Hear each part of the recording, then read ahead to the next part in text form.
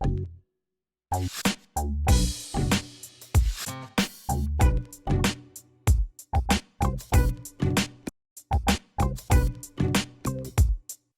and welcome to a new episode of the Good Old Podcast. I'm Jack Frenchuli for Wahoo's 24/7, and it's a new recruiting episode as we bring in wide receiver commit Isaiah Robinson. He'll be on the show, and during the second half, we'll ask him a lot of questions about his commitment to Virginia. We'll have him answer a few Wahoo's 24/7 subscriber questions as well, like, for example, any pregame superstitions that he has. Who's he recruiting? Obviously, who would he put a crystal ball pick? So a lot of stuff in the second half of the show. So we will be kind of continuing on our weekly tradition, it seems like, where we're interviewing some of those 2025 commitments. But before we get to that, why don't you go ahead and like this video if you're on YouTube, like our channel, click on the bell so that you're notified, and then head over to wherever you listen to your podcast, whether it's Spotify or Apple, and then leave us a review and rate us so that we continue to grow this show.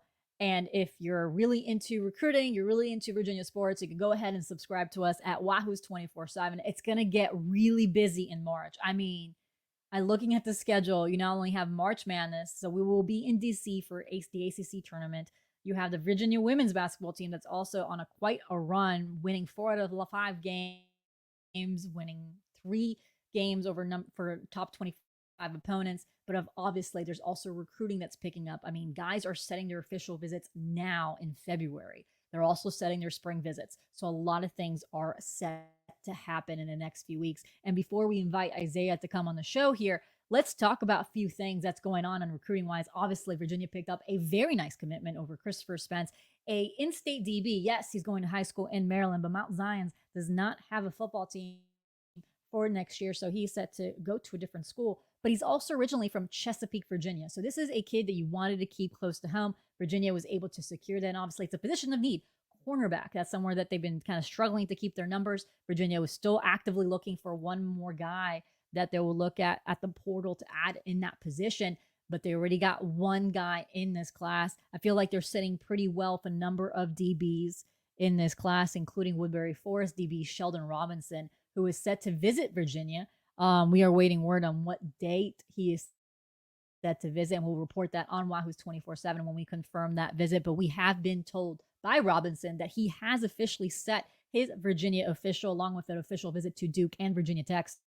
So Virginia's in a good spot for Robinson. I mean, they made him feel like a priority. I mean, I think everyone but one assistant coach was at his basketball game during the contact period. So obviously making him know that for sure he's a priority target.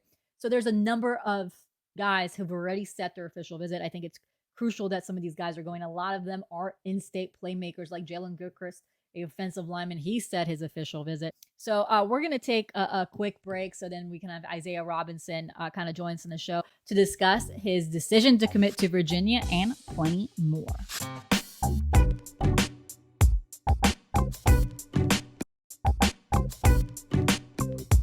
Hello, welcome to a new episode of the Good Old Podcast. I'm Jack Frenchuli for Wahoo's 24/7, and as you can see, we're joined by Virginia wide receiver commit Isaiah Robinson. Isaiah, thanks so much for joining us on this special episode. No problem. Happy to be here. So, Isaiah, how does it feel knowing that you were the first commit in this class and kind of start the ball rolling, especially in state? I mean, it feels great. I didn't think I would start the ball rolling, but it's good that I somewhat contributed doing that. So I'm happy to be the first one and help with that as well. You committed rather early. You committed in November, right around when the end of the regular season for you. Well, why did you want to commit so early? I just knew this was the place I wanted to be at after going to the games and after seeing the campus. I just knew that UVA was the place for me to be. And then as well, my dad wanted me to get it out the way early. So, yeah. So what was the big thing about Virginia that swayed you to stay at in-state? But what was something about, either watching the game, your relationship with the coaches? What was the biggest factor for you? What really caught my eyes was when after a game, Tony Elliott finished and he was getting interviewed after a big win. He was like, "I love to give all glory and thanks to Jesus Christ, to my Lord," or thanks to God and everything. And that just caught my eye because at this time, I'm really trying to strengthen my relationship with God and stuff. So I feel like if I have a head coach that has the same mindset as me, I feel like that would be great. And as well, my relationship with the coaches has always been good. Like I knew Adam Mims before the season started, and we were talking as well. And like throughout me watching games and stuff, and I just really like seeing the QB. Even though I realized he was a freshman, I was like, he caught my attention really. Him doing that as a freshman was crazy. So that's what got me there. It also must help knowing that if you do well in practice and kind of show out when you get to Virginia, you have a potential to be a freshman Yeah, contributing yourself, I'm yeah, guessing. facts. I know Adam Mims is a coach, obviously position coach. He's the one who's also recruiting you. But Kevin Downing, I think, was the first coach to approach you, right? Because that's the Oh, area recruiter. yeah, you're right. You're right. Yeah. So, what? Tell me a little about relationship with Downing and Mims. How did that relationship start, and why did you kind of grow close to those guys? Um, they just talked to me a whole lot. They like went to my school kind of after the season ended and stuff. So it was because mainly they talked to me a whole lot. I'm guessing also seeing Malik Washington put out those record Oh, numbers and now his stock rising. He's going mm, to be at the NFL Combine scouting thing. I think on Thursdays when the receivers are going to compete. mm. How much did that factor in when you saw what they were able to do with the receivers in his first year as wide receivers coach with Adam Mims? That really factored a lot because watching was yeah Malik Washington, watching him at slot, it was like something I can envision myself doing because like even though I'm a tall receiver, I really focus on route running like throughout most of my all my receiver career. So I feel like I could be a slot or outside receiver. And then watching the outside receiver as well, Adam Fields, he's tall, big, and then y'all are not afraid to throw them the deep ball. So like I knew I could be slot or outside receiver if needed. There's this whole big movement that Virginia is trying to do, and it's about keeping the best in state. Mm. What does that mean? Does that mean something to you that you're representing the place that you were born and grew up I in? mean that means a lot to me for real because I'm growing up around football players. Most of the football players that helped me become who I am right now, they came from UVA. So like it's just great to like give back. Like let's say I play in the season, it's just to give back to them for like what they did for me, basically going to the same college with them. So I'm guessing, as a guy who's from the 804, how many guys are you currently recruiting in the Richmond area to join Virginia? Uh, I'll say between like 8 or 15, 8 or 12. Yeah. So I know when we interviewed right after your visit, you didn't want to name those names just because you wanted to. But at the same time, what is your recruiting pitch when you talk to these in-state guys? What is something that you tell them about Virginia that you say this is the reason why you should pick UVA? Most of I tell them a whole lot of different things. I tell them my story and why I went there, and also tell them how it's a great education. Number one, like top 5 in the country. How you could play as a freshman. They're not afraid to put you in, and it's just great how they focus on making you a better man on and off the field, not just only caring about football, but caring about how you are off the field and then how you are in the classroom, just other aspects that you need in life. And I was actually on grounds today. I was actually interviewing Coach Mox, the women's basketball coach, Mm. but I was driving by and I saw the new facilities and you Oh see yeah, windows and everything like that. It's coming together. I think this summer it is. is the deadline there. How incredible is seeing that? Because you toured it as it's getting built. Mm. How much did that play in a role in your decision? But just seeing that as you're going to be part of the class that gets to go use that.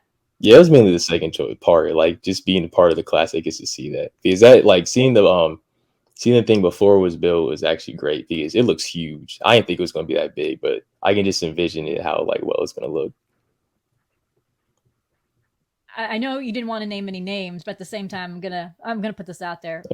Do you feel like there's gonna be another 804 guy committing to Virginia by the end of this cycle? Oh yeah, for sure. Would you Yeah. want to name who you pick? Mm,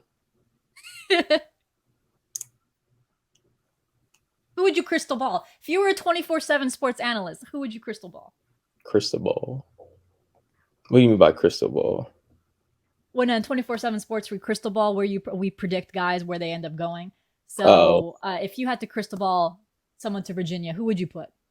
I'll put Zay Davis, running back from Collegiate, and then hopefully safety from Woodbury Forest. I forgot. Oh, Sheldon Robinson. Those two. I've been Okay. talking to them.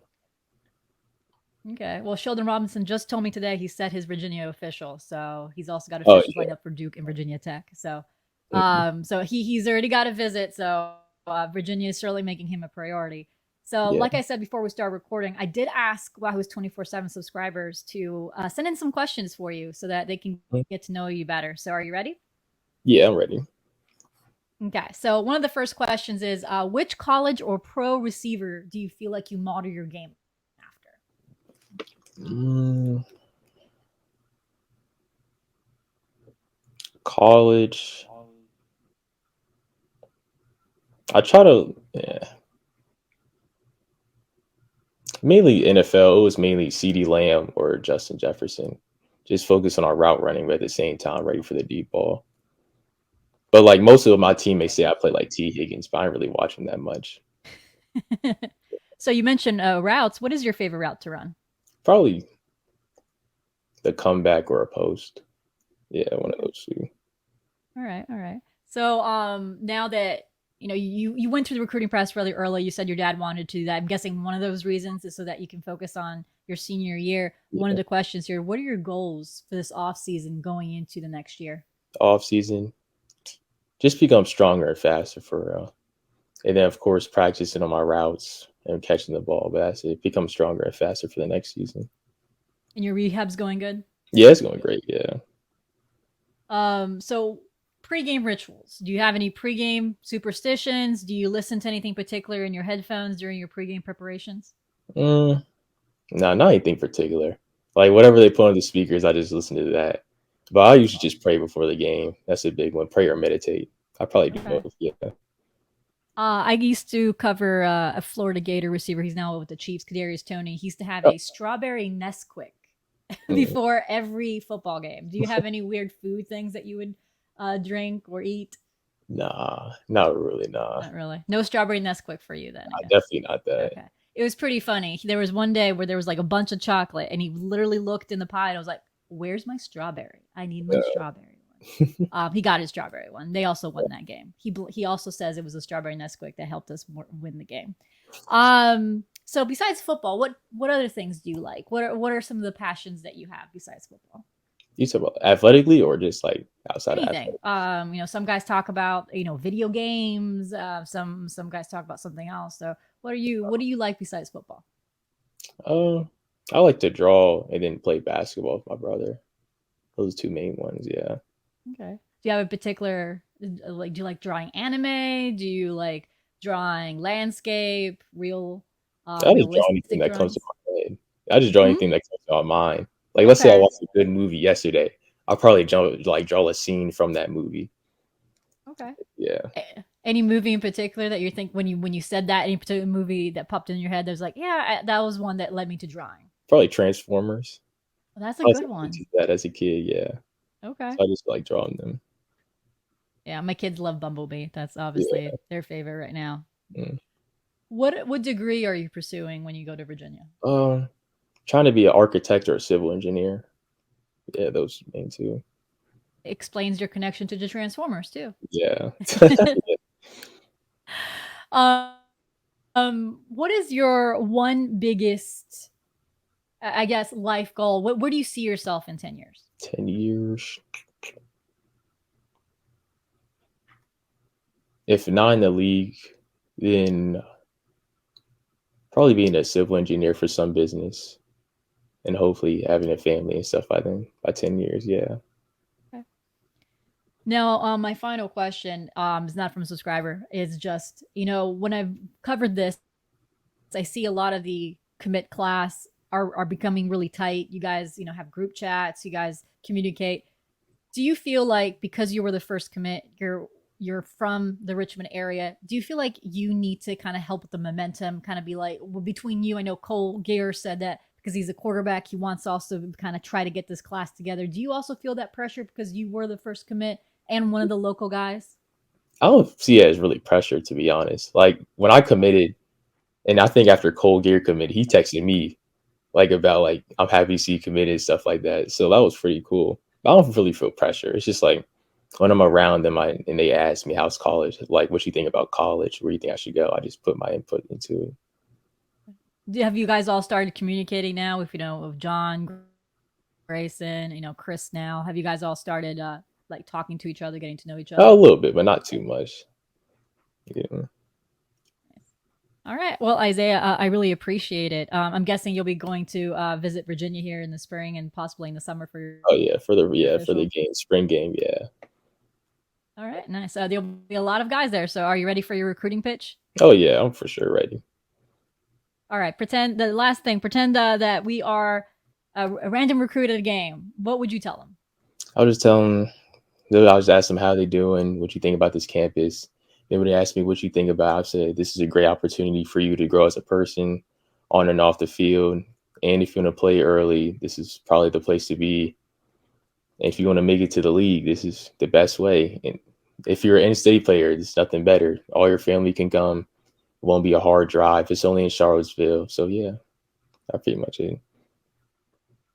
All right. Well, Isaiah, thank you so much for joining us today and answering our questions, answering our subscriber questions. I really appreciate it. Nope. Thanks so much for Isaiah for coming on the show. It's been nice to get some of those 2025 commitments on the show so you get to know them before they even step foot on grounds, before they even sign those national letters of intent. So it's nice having him on the show. We had Grayson Reed and Kogear also on the show the last few weeks. We're hoping to get some of the other guys on the show as well as we kind of continue on the next few weeks as we count down to, March Madness, spring football, and obviously those big official visits coming in the June that we kind of hinted in the first half of the show, but also all our visit